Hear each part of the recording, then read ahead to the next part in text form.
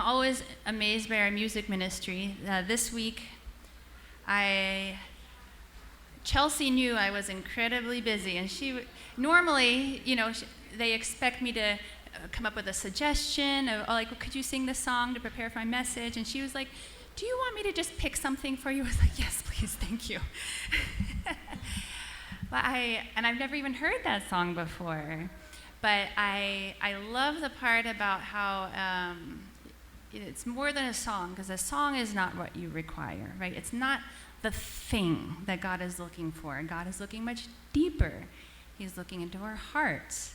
And she didn't even know the topic of my message, but the message topic is the kingdom of heaven begins in our hearts. So thank you.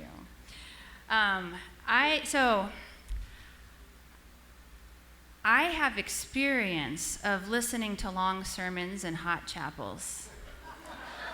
I grew up way out in the country, and when we didn't go to our local Unification Church, I went to the local Baptist church at the end of my road. And that's not what we're going to do today, okay? So keep it short. So this past weekend, actually this weekend, that's now, but essentially the last few days I have been in Lincoln, Nebraska with an Acton School Guide gathering. So if you don't know, I also run an Acton Academy, and this was a time to get together with owners and guides of Acton Academies from all across our zone, kind of like our church has sub-regions. It's almost exactly the same. And it was really inspiring for me I feel so lucky that I can, wherever I go, I feel like I'm just surrounded by amazing people. All my jobs involve the most amazing people. And in this particular case, these are people who are really dedicating their lives for the future. They're not just thinking about academics or education. It's like, how do we pour into young people to equip them to change the world? That's what this is all about. So, wow, what a blessing to be around people like that, I got to hear many of their stories, challenges, what motivates them. I feel like, it's such a blessing for me that so many people in my life, they just ooze goodness, It's who they are. It's not just the things that they do, but it's in the words that they speak. It shows in their actions, but it comes from their hearts. But these gems of people, they're not just born that way. They're not just the lucky ones, right? We know from the divine principle, a fallen person will go to God's side if he makes good conditions, and to Satan's sides if he makes evil conditions. And I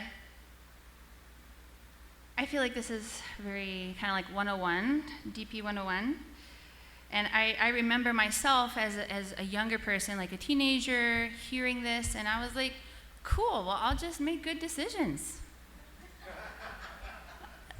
I'll just stop making bad decisions. I'll make good decisions, and I'll be on God's side. And I'd be like, I'm gonna do it. And then I get home, and my sister would come in my room and be like, me, and she'd make a mess, and I'd be like, get out of my room, and I'd push her out and slam the door, And then I'd be like, oops. I'm pretty sure that's not what I meant to do, but it's kind of like a habit. It's just a natural reaction based on what's already inside my heart, right? So it's not just like a switch we can turn on or off. Like, okay, I'm gonna be good. Who we are is cumulative. Coming to God's side, or coming into resonance with God, oozing goodness, is the result of cumulative actions over a course of time. It's a process. And this is also Divine Principle 101, right? 3 stages of growth. We need to begin with a formation stage, like just the very basics. and then we grow and we build on that until we manifest in completion stage. And we also talk about time periods a lot. Any condition we make is made over a time period. It's not a switch. And transformation, I'm all better now. Everything takes place over a course of time. And I have this quote.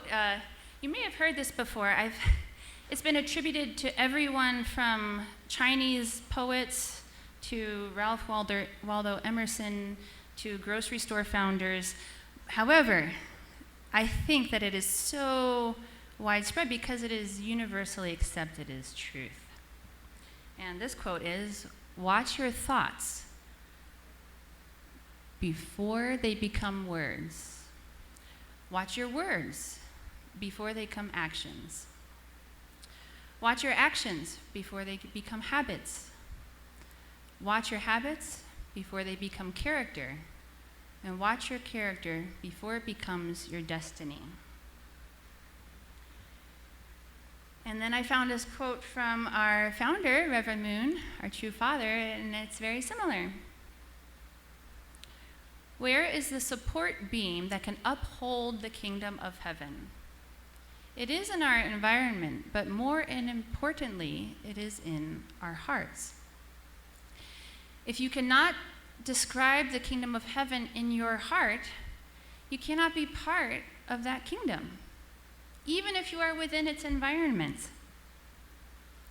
Without determination, we cannot take perfect action. Perfect action can only arise from perfect determination." And so it shows that it starts from within, right? It starts from what is already percolating in my mind and my heart. What am I yearning for? What am I dwelling on? What we focus on expands, right? And ideally, this would be a natural process for us as we're born into an environment and a family of true love, and the society supports that true love, and if that's what we experience as a child, that's what we would naturally exude as we grow up, right? But this is not most people's reality. So then how do we create that environment in our own hearts, in our own life? I think we have to begin with our thoughts, right? How do we perceive the world? And how do we view others? I think this is a really easy way to discern where my heart is at. How do I perceive others? Am I jealous of them? Do I judge them for their choices and actions? Am I unable to trust others?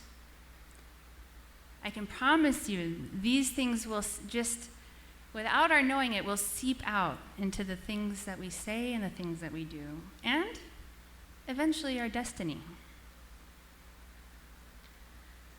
I think this is a really fantastic time to examine this. Many of you are heading into a new school year, whether it's college or whether it's as parents or grandparents watching your children go into a new school year. Or maybe you're just at a place in your life where you're thinking that something needs to change. My relationship with my spouse or my children has been this way, but I want it to be this way.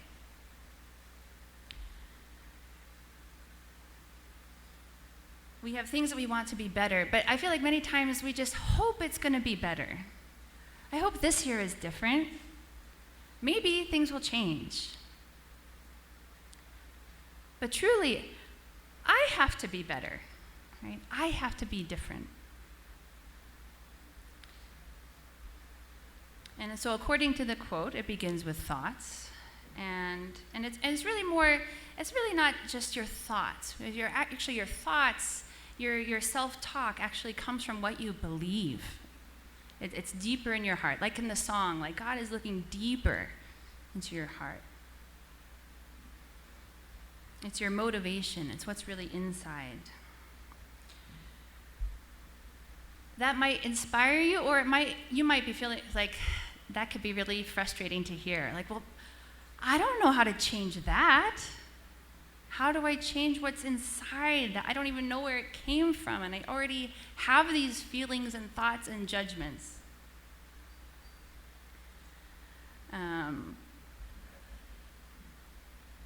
This is an interesting quote from our true mother, our founder. I have spoken about creating a good environment. A good environment for our future second and third generation is gradually expanding. As people who understand God's will, how should you conduct your lives in a manner that takes into consideration that the life we see is not everything, and that there are two three-dimensional worlds, right? I think she's talking about physical world and spiritual world, and both of those have three dimensions. We have listened to many precious teachings, yet your actions seem to indicate that you let in those teachings through one ear and let them out through the other. I'm not saying this to judge anybody, okay? But she's kind of saying, you already have everything you need. It just needs to sink in, right? And when it sinks in, we can start to believe it. We can start to think it. We can start to speak it and practice it. And so one way to do that, right? So we need to change what's in our heart. But how do we just change what's in our heart? In some ways, you have to start from the outside in. In some ways, it's working from the environment first. So think about your environment. Think about your home, your space. What distractions do you have? I've been in a few homes where I walk in and I'm trying to have a conversation with a family, and in the background, there's soap operas playing on the TV. And I cannot focus on the conversation, but it's just background noise for them, right? They're not watching it, but it's there, and it's like all this negativity just like pouring through all the spaces of their room. Maybe that's not you, but what music do you have playing in your house? How clean are your spaces? How much time do you spend on your screens and scrolling? Can you remove objects of temptation? And then, can you fill that space with things that support what we really want our heart to believe? Can you fill it with beautiful music? Can we put, I've heard so much. I've actually have never done this, but I have heard that if you put, your favorite quotes, your inspirational quotes or scriptures on your bathroom mirror, and you just look at it every day or you read it out loud, it makes a huge difference in your life. Do we believe that? We'd have to practice it to find out.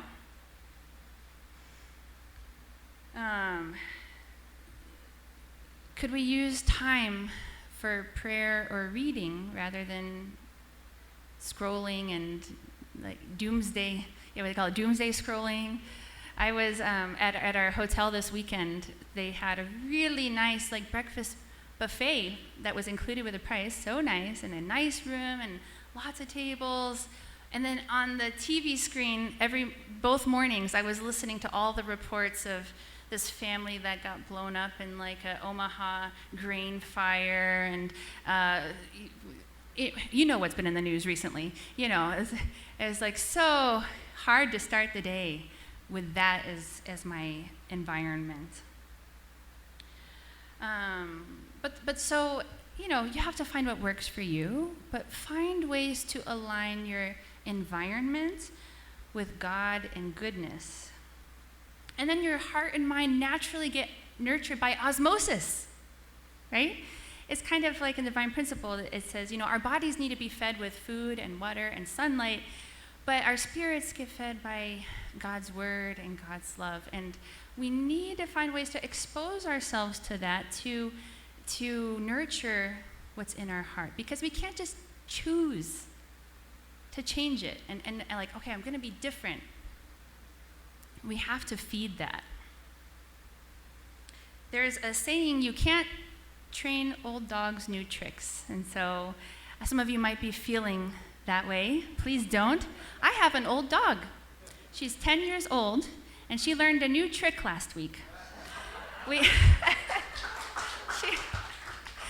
My daughter discovered, my daughter would hide a little treat inside a blanket, and there were like folds of the blanket, and my dog mostly does things by sight, and so while my daughter was hiding the treat, she'd hold up another treat to keep the dog's attention so she wouldn't see where it was put, and then she'd hide it, like, great, go, honey, go, and honey would try to find the treat behind her back, because that's the one that she saw, right? But eventually pointed, oh, look, there's a treat here. And then within like 2 tries, as soon as we're like, okay, good, honey, go look, then she'd sniff, sniff, sniff, sniff, sniff, sniff, sniff, sniff, sniff, all over to find the treat. She knew that was the trick. I was impressed. But in the same way, scientists used to think that by the time you're 26 years old, your brain has finished growing, it is fully formed, and at that point, it actually starts to degenerate. Like, it only goes downhill from 26 years old. That was when I remember learning that in elementary school. That was science at that point. But now they've discovered that the brain can continually change. It can continually develop new neural pathways. You're only stuck in your ways if you choose to be. At any age with practice and repetition, we can recreate who we are. So in our understanding of faith, everything begins small. We talk about from the individual to the family, society, and the world, right? And it takes time. It takes the 3 stages of growth. But when our heart and mind are making good conditions, then we will naturally begin to speak good words and take good actions. This is the principle, and it will naturally ripple out to our family and our community. But also it will go deeper for us, developing our godly character and destiny. So I challenge you to work on that belief, find ways to structure your environment to support that belief, and give it time and give it space. The kingdom of heaven, I know it can feel so far away, but I've also had the experience of when I do these little things and I make a little change and I see the result of that change in my family or in my environment, I already feel like, well, that's the kingdom of heaven right there. So the kingdom of heaven, it really is in our hearts. We have to create that space for it. Please join me in prayer. Heavenly Parent, good morning. Thank you for a beautiful Sunday morning and all these lovely faces. We're grateful for your guidance throughout our lives. Up to this point, we wouldn't be here without you. We're grateful for all of the ways that our paths have led us, even if they have been challenging or even if we felt we've strayed. Heavenly Parent, we know that you are working in each of our lives and still guiding us. And you're just calling us to continue opening our hearts, to keep making those neural pathways to express goodness in our life. And I just pray that you can work through us. We want to see the change in the world. And you want to see that too, but we can't skip these crucial, important steps of looking at the man in the mirror, of doing the hard work on ourselves. And I pray that we don't get discouraged by that, Heavenly Parent, and that we can find energy and joy through the process. And I offer this time to you and pray this in my name, Michael and Adonia Hendrick of Blessed Central Family. Amen and adieu. Thank you.